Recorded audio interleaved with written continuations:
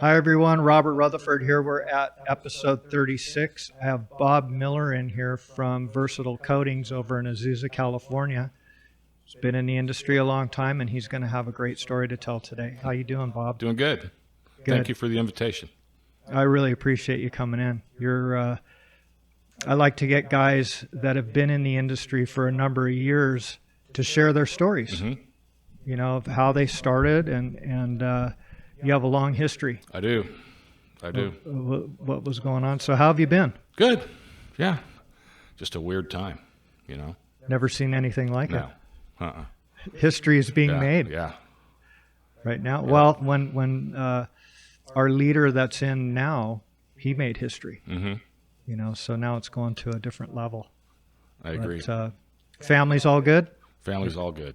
Yeah. All right, good, good. Been on lockdown at all? Yeah.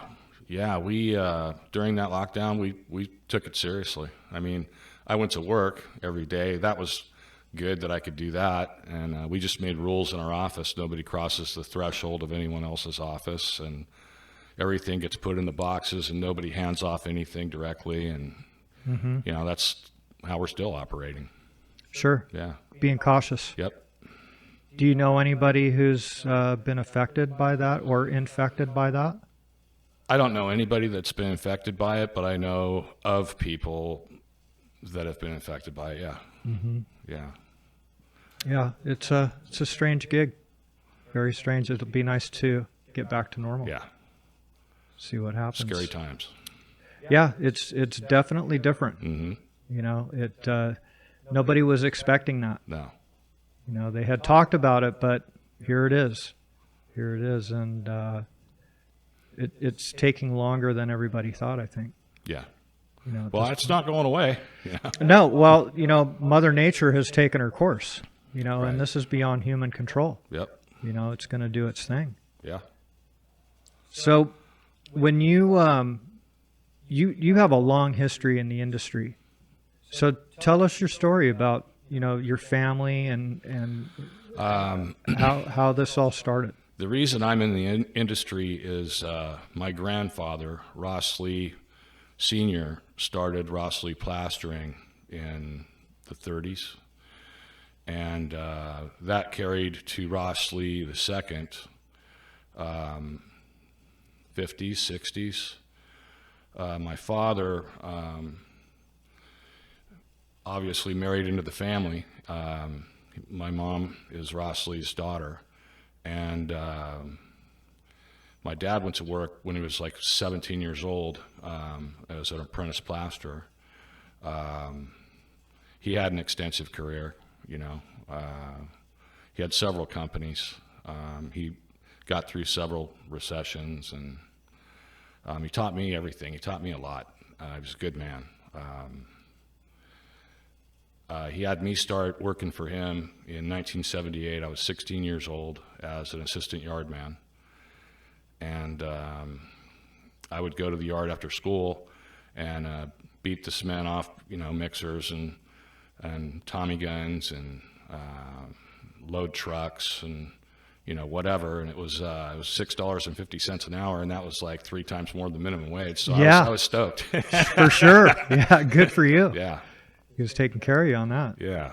But I worked in the summers, you know, on job sites. I even got exposure to actually carrying a hod up a ladder to the mud board on a couple of custom houses.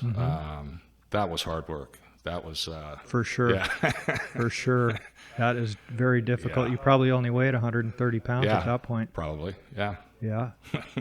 Yeah, that's tough. The short stairs, the short steps on the ladder, right? Yeah. So it's a lot of weight. For sure. But I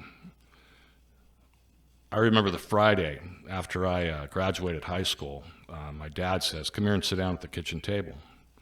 So I sit down, and he goes, "What are you going to do?"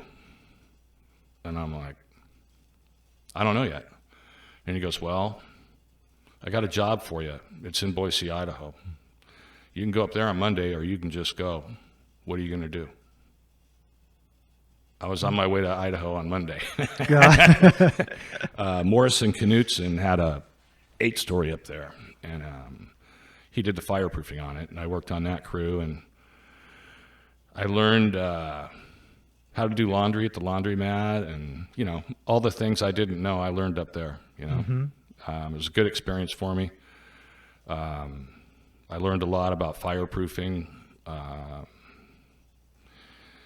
and just continued on. I mean, I remember all those people, from that time. They're all gone. They're all gone. Yeah. All of them. I remember when I was up there, I drove up in a mini truck with a good running motor, and it was in good shape.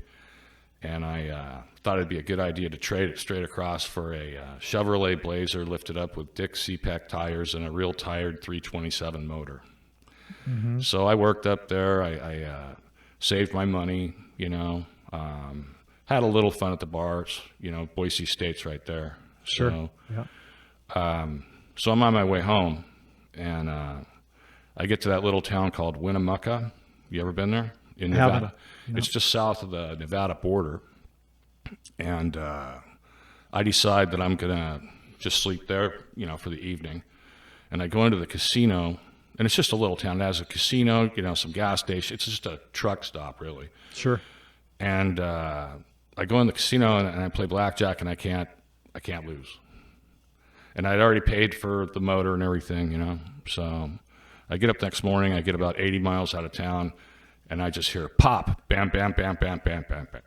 The motor blew. Oh, Jesus. So I hitchhike back. I get a tow truck. They don't have any rebuilt motors. They order one from Salt Lake, a Target Master 350. So I got to wait a week, and I spent a week in that town because of that stupid decision that I made. It's just interesting. If you let an 18-year-old just go and do what he's going to do, he's going to learn some things the hard way. And I had some pretty good lessons learning things the hard way when I was a kid. I got back in town. I worked on, this is like early 80s. I worked on a lot of Ernest Hahn malls. My dad and Reg Hayward were pretty tight. He did most of the fireproofing for Reg. And, I worked on like Long Beach Mall, almost all of the malls, really. They were kind of the kings of the malls. They were. At that point, yeah. Yeah, I spent the next 7 years coming up as a hod carrier, then a plaster, then a nozzleman for fireproofing, then a journeyman. And I came of age to run the jobs. And at age 25, it was pretty slow. When I was 25, I don't know what year that was. It was late 80s. My dad brought me in and started teaching me how to estimate. And back then you did it with a column pad and a scale tape, and all the plans were paper. Yeah. And it was about you and the calculator, because you had to do all the math. There wasn't any software. The computers didn't exist. You know? And I learned that. I did well at it. And then times just weren't getting any better. My dad's shop was union, and the 80s were great. But as soon as we crossed that threshold into the 90s, it slowed down big time. So there was a market at that time. It had just started, asbestos abatement, where they go into a building and they remove everything from the floor, demo everything, put the floor in a baggie basically, and then scrape all the fireproofing off, test it for clean air, and then they need replacement fireproofing. So Grace made this product called RetroGuard that was used mostly. So I saw that market, and I would go to work, and my dad would say, one of us has to go, because he's losing money. I don't want my dad to lose money. Sure. Yeah. And I started talking to him about starting a non-union shop, and he wouldn't agree to it. And then finally, I got my license. I'm ready to go. I already got my license and everything, and he finally agreed to it. And he made me a deal. He loaned me $70,000. I leased his equipment, and I leased his an area in his building, and it all started right there. The day my license went active, I was already scoring work, and the first job I worked on was 3810 Wilshire. I'll never forget it. It was 4 floors, and I was so nervous. Yeah, yeah. That's a pretty good sized job. Yeah. It was. For your first one. I had a lot of friends in that industry, and so for the next 5-6 years, my target was asbestos abatement resprays, and I did a lot of it. I did all 19 floors of the City Hall East Building, downtown LA. I did most of the Equitable Plaza. That's a 33-story. I did a lot of that work, and then the Northridge earthquake that hits, and this organization called BOMA designated a geographical area where they had to go in and scrape the moment connections and x-ray them because that was a bad earthquake. Yep.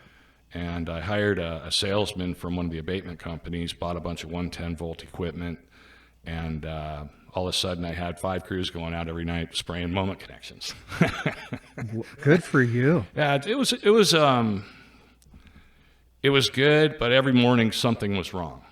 Somebody occupant in an office somewhere, there were footprints, or they didn't put the furniture back. It was something. There was a complaint almost every morning. But I had a lot of work going on at night. All that work was at night. And then, what would the time frame be? I would say probably late 90s. I started working for contractors that were union signatory to the carpenters, but not the plasterers. So there were several union guys that were part of associations and whatnot, that represent unions, but they started using me, and they were able to do that because their contract didn't require them to be signatory to the plasterers.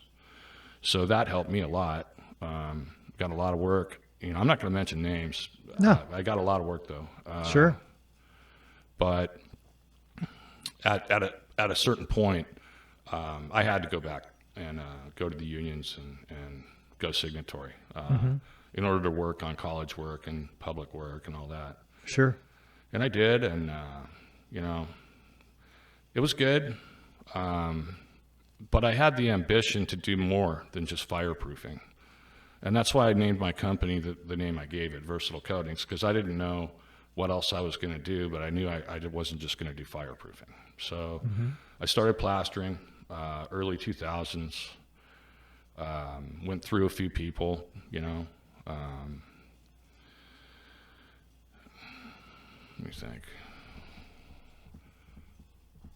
So after I got into that, I could provide the outside and the fireproofing for a drywall contractor that just wanted to do framing and drywall. Sure. Yeah. And that seemed to work really well, for a while. Were you doing the lathing too, or Yeah, were you? yeah. But I have accounts that just want me to do the wet work, period. And they put the lath on the wall, and it's a little squirrely if there's a problem with design or whatever, some finger pointing sometimes. Sure. But it works, it works. Sure. Yeah.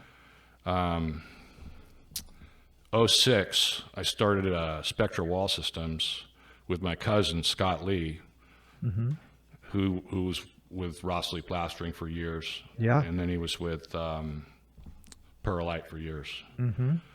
And that's been going on for a while. That company ramped up and started doing framing and drywall, full package work. Call it a sister company, Sure.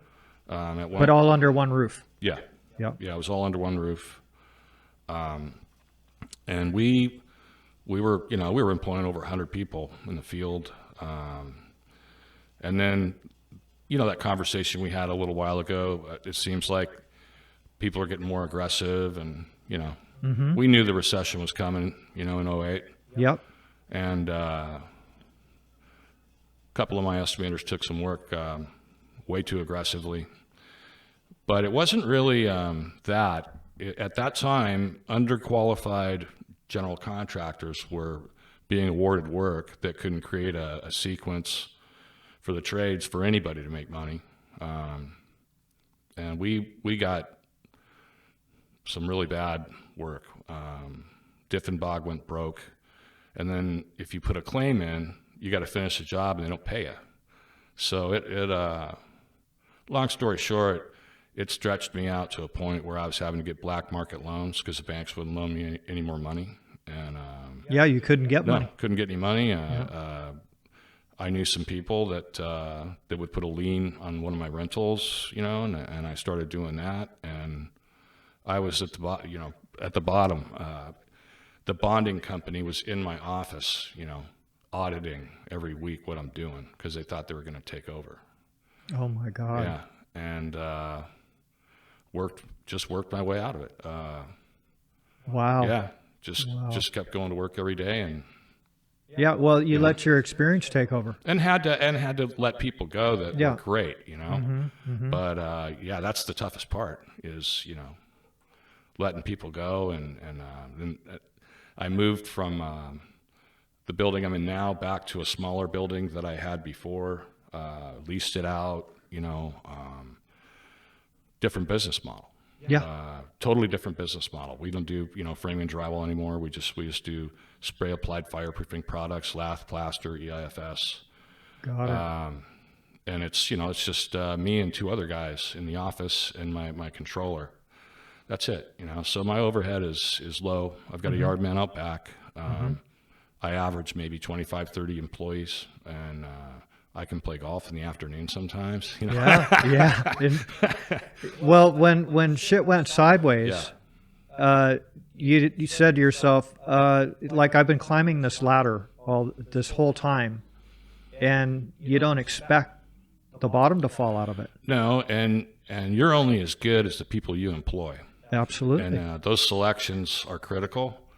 And I picked some wrong people. I thought I had the right people, and it got me into some trouble. And now I've got the right people. Sure. Well, and lower overhead, which is a lot easier to manage. And something else I did was I put my wife as the majority percentage owner of Spectra. It's her and Scott Lee. And now it's a minority and women-owned enterprise, and that gets us in to some of the work we wouldn't get normally. Sure, that's smart. Yeah, that's really smart. See, the thing is you had the experience to where you could be quick on your feet, and it sounds like you weren't living above your means. Never have. So that when you had to suck it in, you could do it. Yeah, and survive it. And the thing is when that recession happened in 2008, gardeners were buying houses at $500,000. It ruined people. The banking crisis. Yeah, it was unbelievable. Yeah. So something had to go sideways on that, and you could see that coming. It was just when was it going to hit? So 2006, everything was peaking out. Yeah. And then it started going sideways at the end of 07, and boom. That was a long, hard time. It was. No, the way I manage money, like I got married in 93, and we lived in a modest little 3-bedroom home, and she knew I was starting to make some money, and I wouldn't leave, I was just building capital and being conservative. Yep. And I told her, we won't leave this house until we can walk out and it's our rental, And we did. She had to wait that long. Yeah. Well, she let me know constantly that she wanted to move, but we didn't, Yeah. And over the years, I've been with her 31 years. Over the years, she gets it, She gets it. She is your partner. Yeah. Yeah. And it sounds like your best friend as well. Absolutely. So you guys are a team. Yep. And but now that she's in part of the business, right? Yeah. She signs all the checks. She can understand that a little bit better of how you have to set it off to the side for these rainy days. Yep. It's not if, it's when it happens. And so that's really good that you guys can work together and live together, and you're still married. Yeah. Yeah. You know, she's in there to sign checks and, you know, stuff like that. She helps out with clerical and whatever, but and she passed all the license tests, you know. Sure. But yeah, it's been a lot of fun. Yeah, you know? good. That's good. It's been a journey. That's a good story. So, when you guys were, when your dad was in the business, Yes. were they doing commercial stuff, or was it residential? My dad, as long as I've been alive, he only did fireproofing. He was like the specialty guy for fireproofing. And because spray on fireproofing, when did that really start coming into the game? Was that the late 60s? Yes. Yeah. Is when that, because they used to just, they'd wrap the stuff with metal lath and spray it, right? With cement. Yeah. Or asbestos, right? Mm-hmm. They were spraying it with that. So he was putting it up and you were abating it. Yeah. I've actually worked on jobs where he did the fireproofing originally and I went and put the replacement fireproofing. Yeah. Got it. Lee plastering though, were they were union? Commercial? No, they were non-union and they did a lot of residential. Got it. Yeah. And mostly in the San Gabriel Valley or San Bernardino, or they were big at one time. Were they? Yeah. Yeah, they got out to the west side and they were wherever it was. Yeah. Yeah. Doing housing tracks. Yes. Yeah. Got it. All button board and were they plastering the exteriors as well? Yes. Yeah. Got it. So they were. I can remember being a little kid and going on to commercial sites with my dad when they still used hardwall inside. Yeah. Yeah. Yeah. That was that was in the late 60s is when that transition was happening, where drywall was coming in. And there's a lot of stories that have been told on this that certain trades could have ended up with the trades that are now taken over by somebody else because they said that this stuff would never take on. Like it wouldn't be accepted in the industry. So like the plasters had the chance to take on the taping. And they said, no way. And the lathers had the chance to take on the drywall, and they said, no way. And they walked away from it, and it got taken over, which was very, very interesting. Yeah, to watch it all happen, yeah. For sure. Yeah. For sure. And when you went into business for yourself, you never got back with your dad again, or did your dad come and work for you? Actually, my dad did fold his up and come to work for me for a while. And he had a place down at the desert, and he was coming back and forth, and he had a place here as well. But he finally just said, I'm done. He was age 60, and he knew I didn't need his guidance anymore. I didn't need him to be, help me. And, Sure. So he retired. He had 17 good years of retirement life in the desert. He passed away when he was 77. And I can't believe that's 13 years ago. Unbelievable. Yeah. Still think of him every day, Yeah. So you guys sound like you had a great relationship. We did. Yeah. You really did. And he was a little hard on you though in the beginning He because was like, Yeah, he was always that way. Sink or swim. Yeah. Right. Pretty much, yeah. Or, if I went to him with a problem that I could solve myself and asked him to help me, sometimes he would just say, sounds like you got a really bad problem. Yeah. Tell me how that works out for you. Yeah. He was one of those kind of, he's old school. They're all like that. All Sure. those guys from that era. Absolutely. And they did things that we could never do, Sure. It was just a different time, Well, yeah. So we were softer than them. Yeah. They were softer than the generation before, and now we look at these guys now like it's just that's evolution.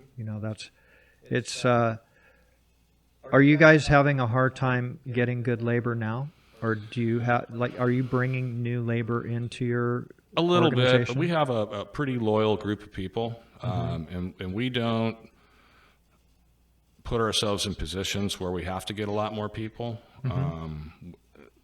I just try and stay my own size. My business model is small. It's like $5-6 million a year. If I can do that, I'm good. And manage it. Sure. Sure. And I have a lot of good accounts that are there for me, and I seem to be able to do that year in, year out, you know. Good for you. Yeah. Good for you. That way you can take off. Yeah, You know? I'm 57 years old. You know, I've been doing this a long time. Yes. Yeah. And you know, I before COVID, we were just starting to, you know, get out and travel and go places, and I could leave the office and know that everything's okay. I could take a 2-week vacation or whatnot, you know, or go golfing in the afternoon, you know. Sure.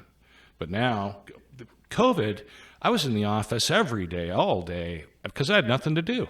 Exactly. Yeah. Everything was shut down. So Sure. yeah. Sure. Yeah. Are you still taking jobs off? I do when we're swamped, but I'm starting to lay back off of that. The code's changed 3 times, and I've got a young man down the way that seems to be able to cover almost everything, and he knows the code. He reminds me of me. He can recite. His name's Marty Bowers. He can recite code without even looking, you know. And if I need to know something, I just walk down the hall and ask him. Got it. Because I don't keep that information the way I used to. As you get older, you just don't. Well, you don't need to. Yeah. You know. And you know, I oversee everything, and You watch your store. I do. Yeah. I you know, I look at all the billings and who's not caught up on change orders, or you know, whatever's going on. Yeah. Yeah. Did Marty work in the field? No. Marty, fun story. Marty was a bag boy at the country club I belonged to when he was in high school. And one day, we were going on a men's trip to Hawaii, and I said, why don't we all just throw in $300 and take Marty with us? And we did. So we get to the plantation course in Maui, and we're playing Texas Hold'em at this big round table. And Marty grabs the cards, and he's dealing like a Vegas dealer. He's pushing out the cards that apply at the end of the hands, and I'm watching him, and I'm thinking, at the time I was in this cowboy poker game every Wednesday night, so I thought, well, I'm going to bring Marty and have him deal for us. So I bring him to the game, and everybody's happy with him, and he starts getting, you know, tips, and he deals every Wednesday while he's in college. We started tracking who was winning, who was losing, and how much Marty was getting in cash. He got $22,000 in cash in 1 year dealing that game. Is that Yes, right? yeah. Wow. Yeah. So, you know, time goes on. Marty graduates from college, and he gets he has an accounting degree, and he goes to work for an accounting firm, but he doesn't like it. And about 2006, he goes to work for one of the mortgage brokers that plays in my poker game. And now he's a junior member because he can afford to be, because he's dealing our poker game, and he's got a good job. So he's a junior member.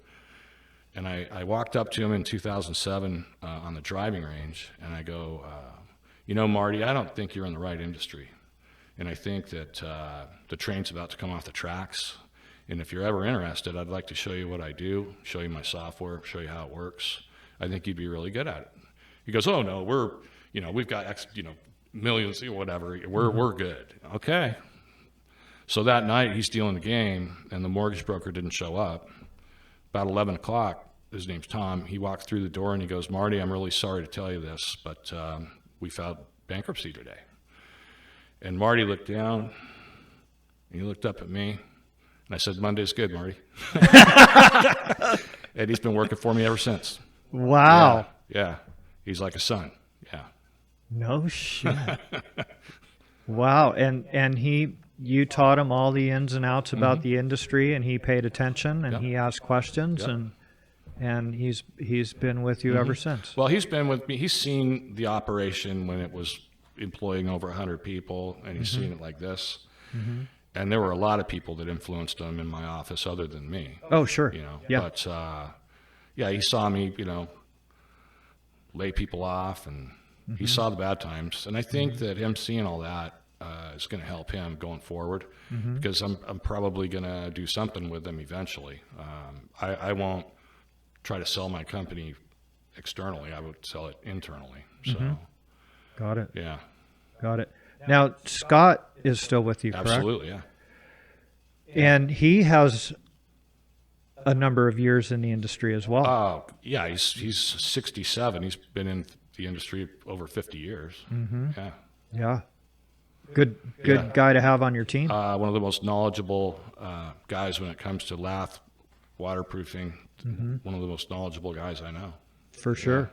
For sure. Yeah. So between the two of them, they give you a little bit of freedom. They do. They're taking care of business for They you. do. Yeah. You Yeah, know? I've got a superintendent that's been my superintendent since day one. Is that right? Yeah. I've got two guys that've been with me since day one. Yeah. No shit. Yeah. That's impressive. I mean, there's been a lot of people that have come and gone, but yeah, there's some people that work for me that are pretty loyal. yeah. Unfortunately, they're going to retire. Yeah, we're all getting old. You know? Yeah. So, you know, it sounds like Marty was a good pick for you. You know, he Best- was young. yeah. He was young enough. Best pick I ever made. Yeah.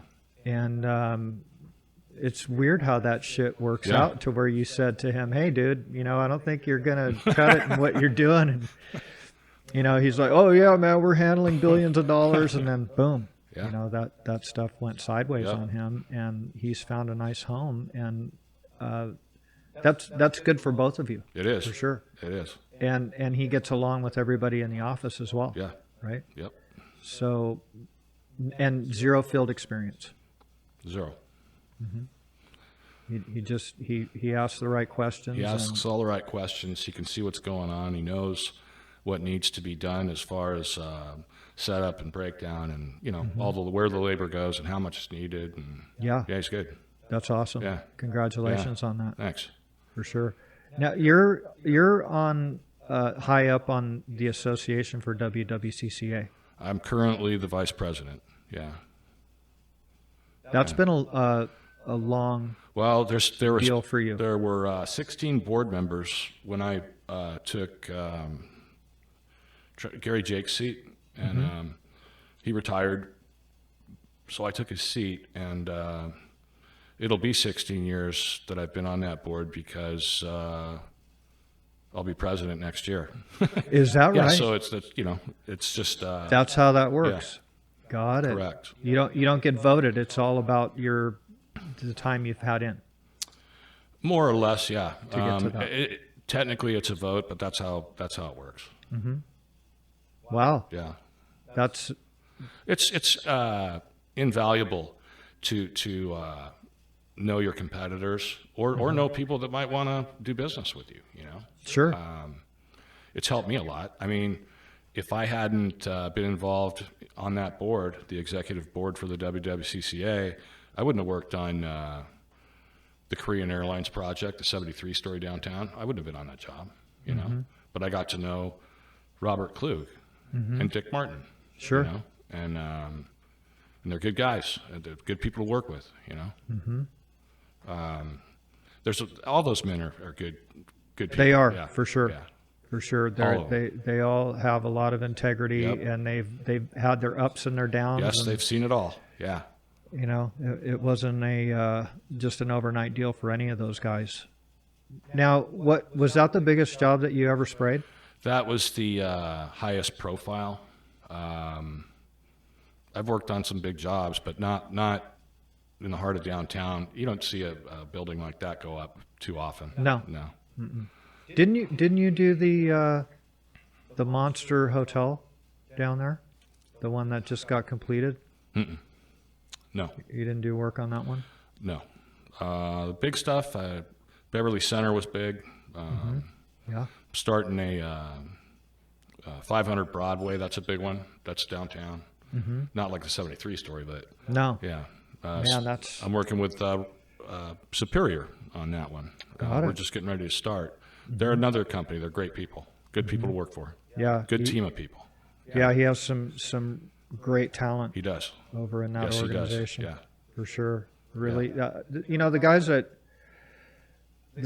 that work for that company, and a lot of the companies, you know, they treat it kind of like it's their own. You know, they run it like it's their own business, and they take a lot of pride in it, and that's good for them, and it's good for the owners of the business as well.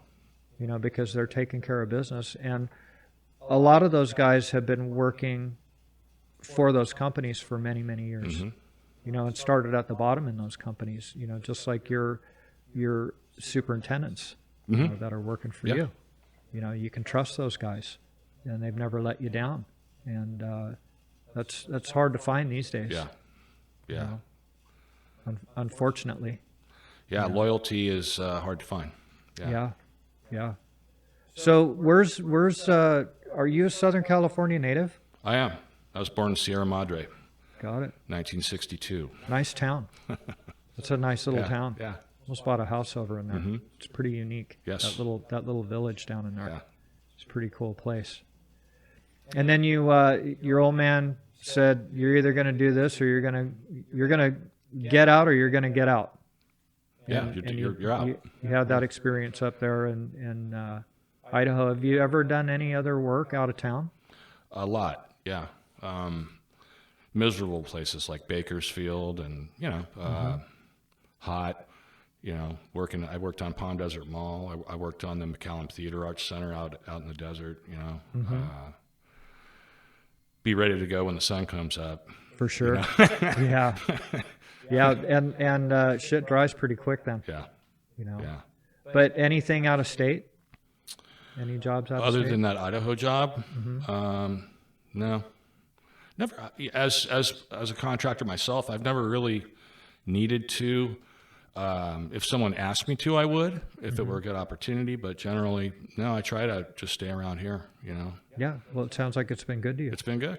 Yeah. You made a lot of good connections, and we're getting the job done for these guys, and repeat business out of the same guys. I've worked on a couple of high rises in San Diego, and I didn't have to pay subsistence because my gun crew lived in Tijuana. Perfecto. It worked out good. Yeah. Well, Yeah. I probably wouldn't have been able to secure that work if I had to pay subsistence. Sure. Sure. Are you guys having any issues right now getting materials through all of this Not stuff? at this point, no. We haven't. But I know it's coming. Yeah. There's some weird stuff going on out there Yeah. as far as being able to get the raw products for the manufacturers. We've had issues with it. And now also, too, on top of all of this pandemic stuff, we're getting these rolling blackouts. A lot of the products that were, you need power to create them.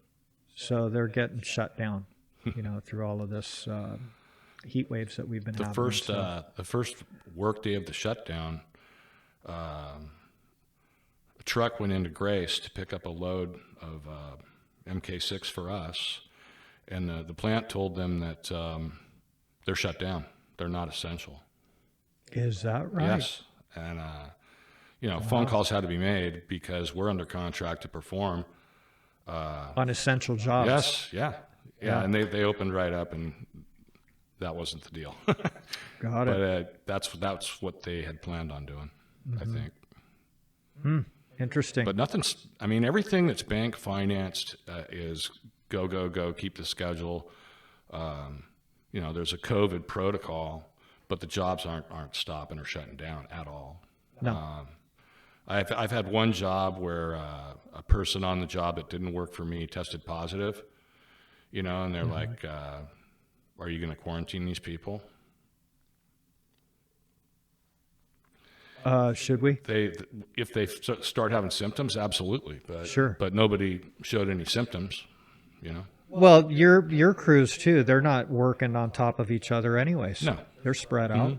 Yeah. You got a guy up on the nozzle and a guy pushing the scaffold around and scraping, right? I had those Basically? sleeves made that you just pull up. It's like a, and they're machine washable. They work good. Yeah. Everybody's happy with them. Everybody uses them. Yeah. A lot of those guys on the fireproof crew are wearing an M95 anyways. Yeah. Well, the gunman has to. Yeah. For plastering or fireproofing for sure. Yeah. So they were already ahead of compliance. on that. Yeah. Yeah, that's strange stuff. Do you have any kids in the industry? I don't. My grandson, maybe, but at this point, no. I don't. Other than my cousin Scott, I try to keep from bringing family in, because if it doesn't work out, there's always animosity, and I don't want to have that. And I want to see my grandson get into a business or industry that isn't like this one that just gets hammered when the recessions hit. Sure. Something a little more solid that won't affect him like that. you Yeah. know? Yeah. That's understandable. Yeah, like selling insurance, or I don't know. Yeah. I don't know, but Not construction. no. Not construction. Yeah. It's hard on a contractor, Mm-hmm. and the only ones that really can stay around are the ones that are responsible with money management. Absolutely. Because if you don't, you'll be gone. Yeah, and the thing is a lot of these companies that are growing, your payroll as a union employer is massive. Yeah, It's a massive freight train that just I can remember when it was six figures, and per week. yeah, and thank God I'm where I'm at now. I'm real happy where I'm at now. It's not, I'm not staying up at night worrying. Put it that way. Mm-hmm. Good. Yeah. That's good. Yeah. There's a line there, Yeah. right? Yeah. And bigger, better, faster isn't always the way. No. To do that. Right. To do that, and you found your balance. I did.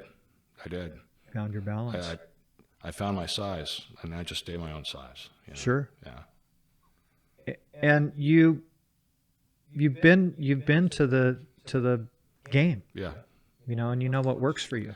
Yeah. I had the ambition, when I was younger, to do package 9. That's everything. That's framing, drywall, lath, plaster, fireproofing, and sometimes other things like insulation or whatever. Mm-hmm. I took a swing at it, and I didn't do very well. And I'm okay with that. Yeah, and it worked for you for a while. Yeah. But then Had a couple good years, yeah. Sure. And then times changed. Yep. So are you guys are doing eifs? Yeah. Yeah. Not consistently, but we do it from time to time, yeah. Got it. Yeah, I thought it was going to come back there for a minute, Yeah. It doesn't seem like it's really. No. There's a lot of alternative claddings that have come into the game that look different, and these younger designers are jumping on that stuff. Whether they work or not, some of them in 5 years don't look too good, and Right. so they could get retrofitted with something else, but they look different, and that's what they're going after. And a lot of these projects have a lot of different variations of claddings on them, Yeah. where they're mixing it up. And a lot of the contractors are doing rain screen. Oh, yeah. And yeah. Yeah. What's your opinion on the rain screen stuff? Jury's still out. I mean, there's a building at Azusa Pacific University down the street from my shop where they did that, and it looks horrible. It's only been 10 years, and it looks ridiculous. Mm-hmm. So I don't know. I haven't really looked into it because I'm not interested in doing it, but I don't know how they warrant their products. And I think it's just like just getting off the launch pad, really. I mean, Sure. So It sure is a hot topic, yeah. As far as letting air in and letting water out, Right. to make that happen. Mm-hmm. But some of these claddings don't look too good after. I've seen stuff in 3 years that looks terrible. Yeah. That's the latest and greatest stuff. So we'll see what ends up happening with that. But they sure are pushing it a lot. Is there any company that dominates rain screen already, or I don't know. I think it's used a lot up in Seattle. Okay. And they're using cement panel siding up in those areas. Metal panels aren't new anymore. That's kind of like a rain screen where they've got these Z furring and so forth on there where it's held off the wall. But a lot of that stuff looks the same. It's if you've seen one, you've seen them all. Yeah. And then the other thing that I see with that is all super high-end paint that is used to pre-paint those sheets. And it's like a 25-year paint. And then there's a lot of it that is caulked on the joints. So when it's time to paint it, That's going to be very interesting to see what ends up happening, because all that caulking needs to be dug out so that they can sand in behind it. Gotcha. And then as far as I know, the only thing that you can use now in California is water-based paint. So what gets painted must be painted again, you know.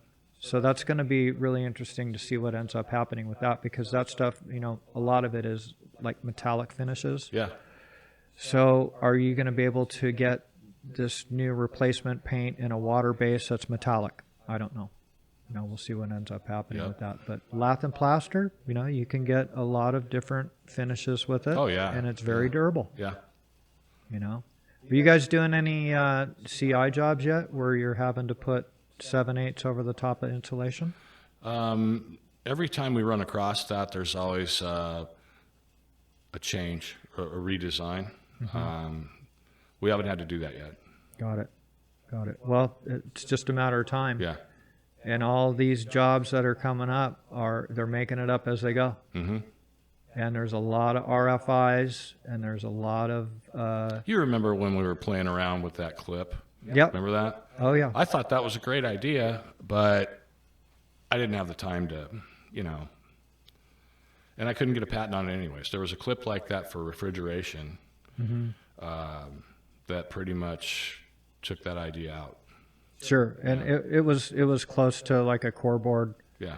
type of scenario too, but I took it to the next level with the diamond first stuff. And I was looking at it. and it has its legs. Yeah. And it's the only complete thing that's out there, and it's the only thing that is tested. So I have a lot of contractors now that are, on design, build, design, assist. They're looking at these jobs. They look at these details. They're very generic. They'll show what happens in the field. They don't show what happens at the doors and windows and so forth. And what they're doing is they're actually promoting my product now. Good. And so it's good for all parties. It's good for the subcontractor, the general, and the architect. And the bottom line is the owner. He's going to get a good product at the end of the day. Yeah. So that's a moving target. That even in residential, that code has kicked in now. So they have to get these higher R ratings. And you're familiar with one coat. Yeah. It's been around for a long time. They were doing that shit in the 70s. Yeah. Over in Phoenix is basically where that was kind of the birthplace of it. Yeah, where it's 120 degrees in the summertime. Yeah. Sure. Yeah. And now a lot of these builders, well, they have to do it. They have to prove it. Otherwise, they can't get their completion notices. So Right. they have to hop on the bus. Got to comply. Exactly. To get that done. But that's all 3/8. With inch 20 wire and stuff like that. But it's kicked in. Yeah. They do a lot of it up in Northern California here. And again, they've been doing it for 30 plus years in Phoenix, and it's been big in Nevada for a long time as well because of these hot areas. I built a home out at the river in '96, and I went and got a cellulose machine, and I blew every wall, 6-inch studs, every wall completely full with cellulose, and probably put about this much in the attic. And it was called an Arizona Good Sense home, and if you complied to the Good Sense program and did everything like they told you to, they would lower your energy bill. And you could show up when it was 110 degrees, walk in there, flip on the air, and it'd get down to 78 or 77 and just kick off, and it was like you're in a cave. No shit. Yeah. It was Highly insulated. yeah, big time. Yeah. Yeah. Yeah. There's a lot of things you can do to provide that. Sure. You still got that place down there? I sold it in 2001 in order to buy that industrial building I used to have on Irwindale Avenue. Got it. Yeah. Got it. Did you sell that place on Irvindale? I did. Oh. Yeah. Yeah, I moved back to it, licked my wounds for a while, downsized everything. And when the economy started ramping up again, there was a shortage of 5,000 to 10,000 square foot industrial buildings. And some Chinese people paid cash for it. And I went back to the building I'm in now and Now I don't owe any money on my building. That's a beautiful thing. And that you did a hell of a nice job on that Thank you. that building Yeah. that you're in. That interior is frickin' really, really nice. Yeah, we thought that architects would want to come look at that like a mock-up, but Sure. bad call. It looks good. But, Yeah. You know, If you're in there every day, why not make it look great? yeah, You know, yeah. one and done. Mm-hmm. You know, so that turned out really nice. Thank you. That turned out really, really. It's very impressive. Thanks, Rob. Do you guys do Venetian? We do. Uh-huh. Yeah. Again, not that often. It's not called for that often. But, No, it's very expensive. Yeah, we probably do it a couple of times a year somewhere. You know, Like feature walls and Yep. stuff like that. Hotels, you know, stuff like that. But Sure.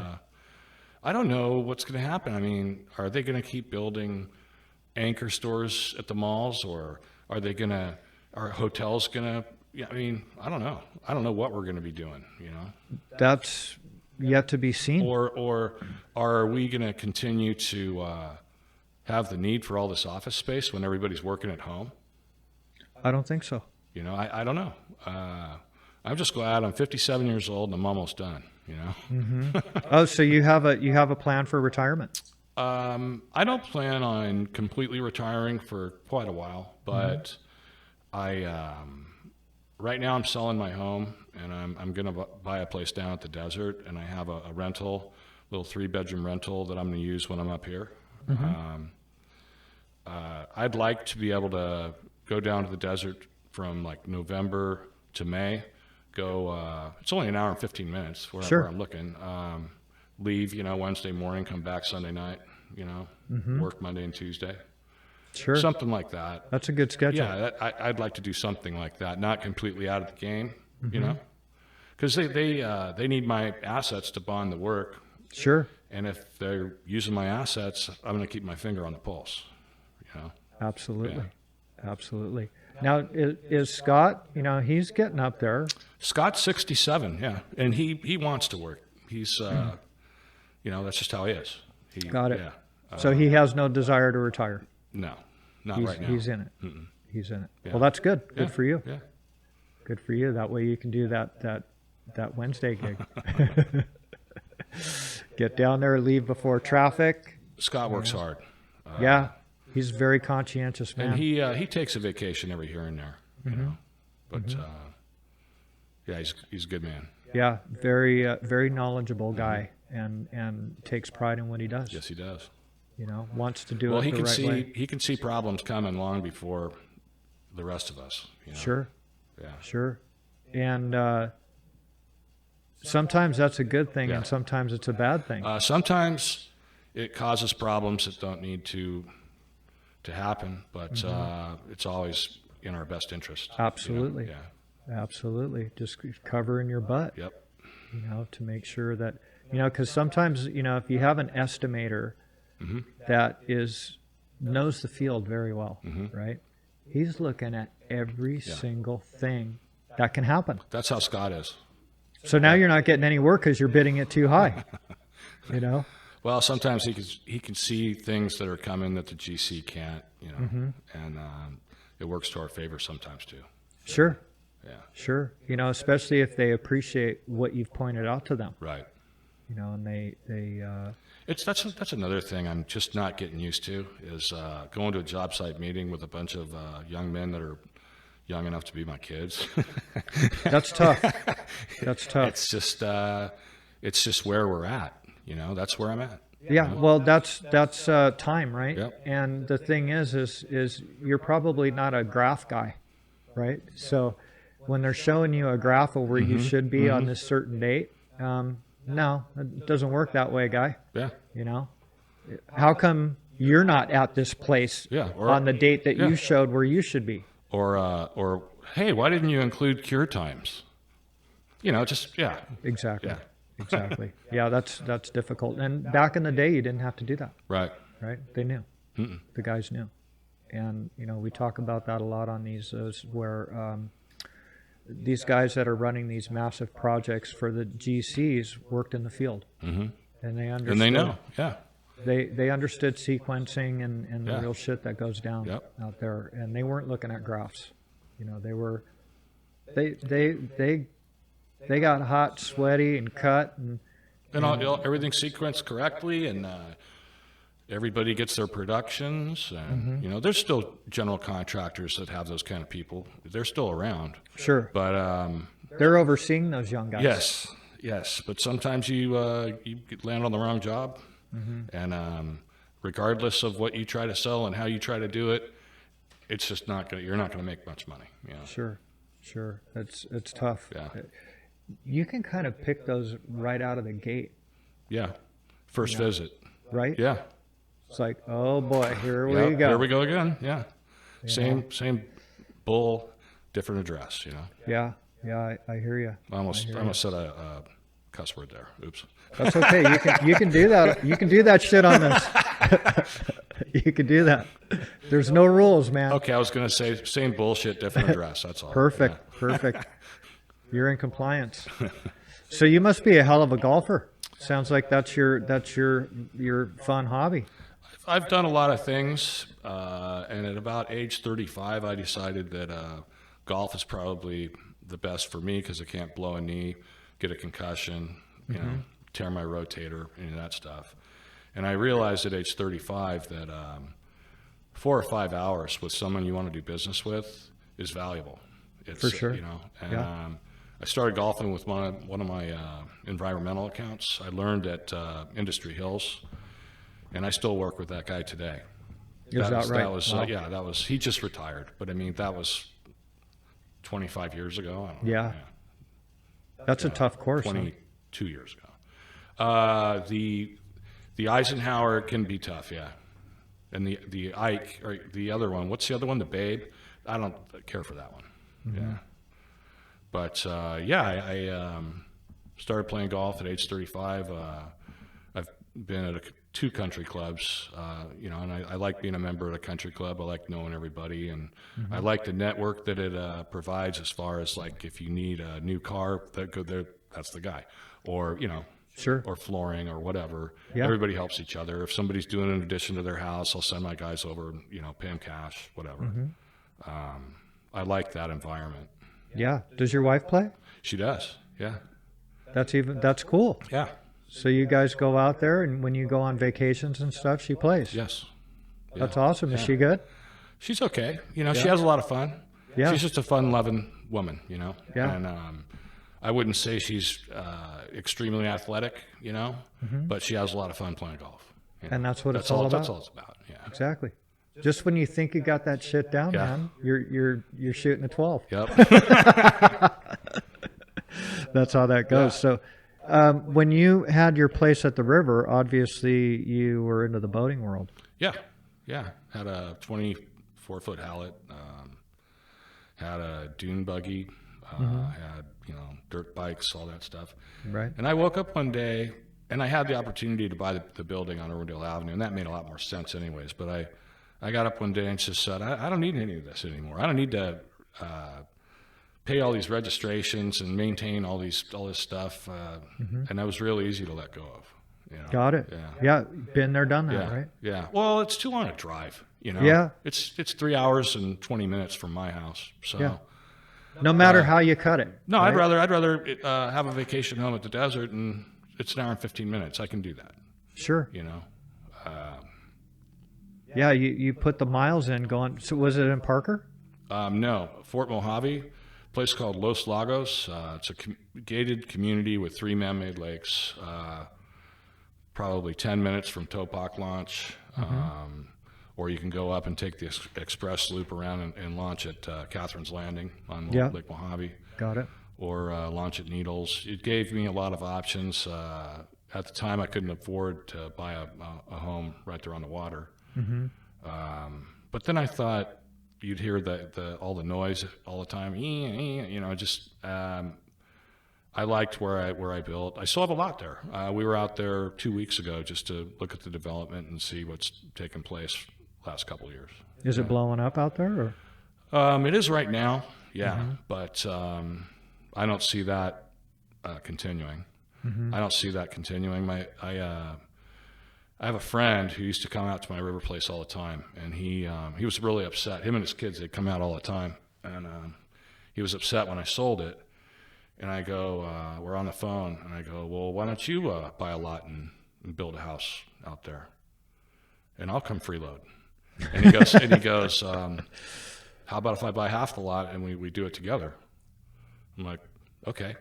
So he showed up on my doorstep about half an hour later with a grocery bag with 30 grand in it, cash. So you were in. Yeah, he owns half. We're partners on it now. Got it. Yeah. Got it. Wow. Wow. Are you building? Or is it just still raw? No, we're still having a conversation about it. Got it. He has lots of grandkids that are small, and he thinks he wants to build another house out there and have fun with the grandkids. Got it. Me, no, I don't want to drive out there. Sure. Yeah. No matter how you cut it, man, it's still 200 mile around or one way. Yep. Right, to get out there. And I was the same way because I'd spent a lot of time down there as well. Yeah.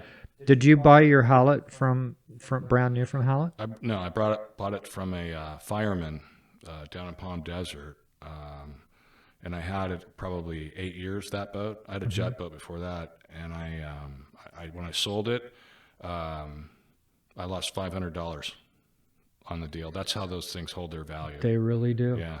They really do.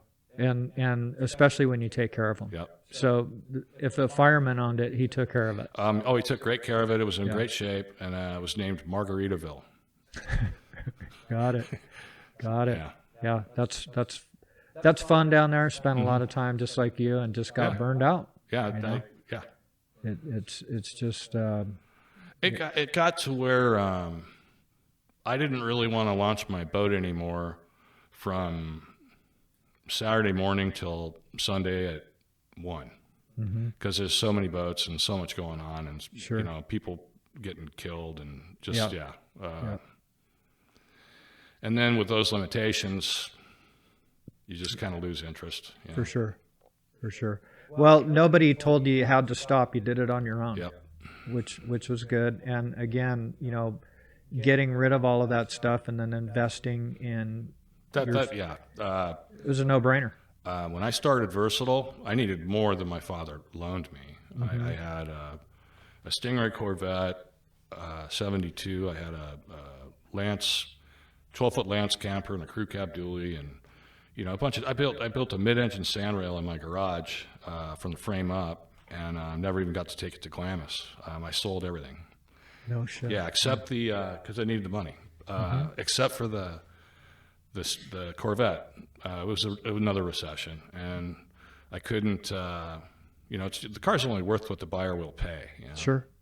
So I drove it. Well, I didn't drive it down to Marina Del Rey. I went into the Harley Davidson shop, just looking around. I was doing a job down there, and I see out in the back they got a bunch of old Camaros, muscle cars. And I asked the salesman, "What's the deal?" And it's Bartell's Harley Davidson, and he goes, "Bill Bartell's sells those cars overseas." I go, "Really? Think he'd be interested in a 72 Stingray? Bring it in." I brought it in the next day, and I rode home on a Heritage Softail, straight across. Yeah. Oh, that's cool. Yeah, my wife Yolanda and I have rode to Sturgis 4 times. Is that right? Yeah.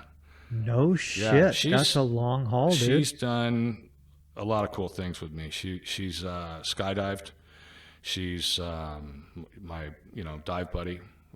We've been to dive sites all over the place. Yeah. Is that right? Yeah. That's awesome. Yeah. That is really awesome to have a wife like that. My wife's like that as well. Good. Yeah.